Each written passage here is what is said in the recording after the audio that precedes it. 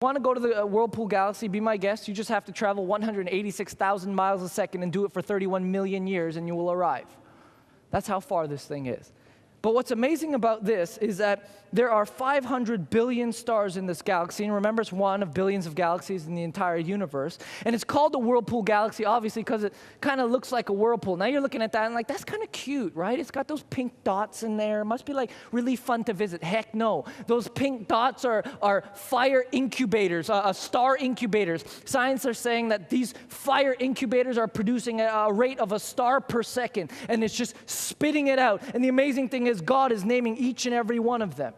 But I want us to look inside the Whirlpool Galaxy. We've never done this before until Hubble just recently was able to take a picture of what's inside the nucleus of the Whirlpool Galaxy, the core. Now, when they look at the nucleus or the core of the Whirlpool Galaxy, behold, they saw that there was a black hole in there. And they never were able to see what was in there until Hubble was able to take a picture of it. Now, the image that Hubble sent to us, and you can find this on the NASA website, from 31 million light years away at the core or the nucleus of the black hole of the darling of astronomy, the Whirlpool Galaxy, is a picture called M51, and this is what it looks like. Does that look familiar? Isn't that crazy that this looks so much like this? Everywhere we look, God's fingerprint is there. And the universe has one purpose: to declare the glory of God. Isn't it fitting that in the center of the most glorious galaxy that exists in our universe is a black hole, and in the black hole, the nucleus of the black hole, that in the bigness of our universe is a cross. Elohim, strong creator. In fact, Isaiah 40, and this is the amazing verse. Isaiah 40, verse 12 says, God holds the entire universe in the palm of his hands. Between his pinky and his thumb, he says, God holds the entire universe in the palm of his hand. And I find it so amazing that the God of wonders, creator of all things, most majestic, most glorious, most awesome God desires to share intimacy with us, and he'll even turn around in his own word and say something like, give me your cares because I care for you.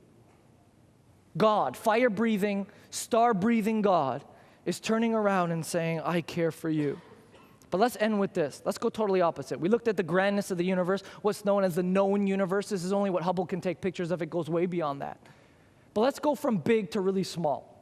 Let's go from big to really small. And in our bodies, we know that our bodies are made up of different things, atoms and cells and all this kind of stuff. And one of the things that our body's made up of are molecules. And one of the smallest molecules in our body is considered a protein molecule. Now, in this protein molecule, I was doing some reading, this came across to me, that there's a certain type of protein molecule called a cell adhesion molecule. Now, I don't know what that means, but in the basic explanation of it, it comes across as the cell adhesion molecule of the protein molecules of all cells. Its job is to hold the body together. It's kind of like the framework or the foundation for all other work that happens in your body. It's a cell adhesion molecule, and the cell adhesion molecule in our bodies is a molecule called laminin. Everybody say laminin.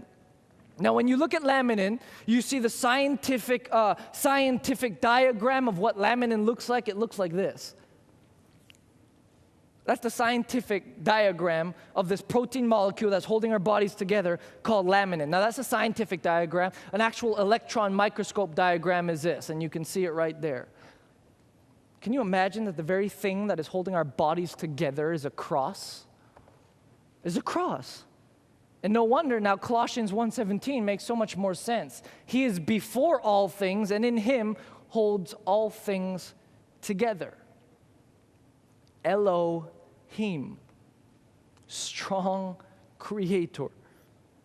How dare us worry about life? How dare we go through life saying, well, I don't know if God will do this for me or that for me. I don't think he can. How dare you?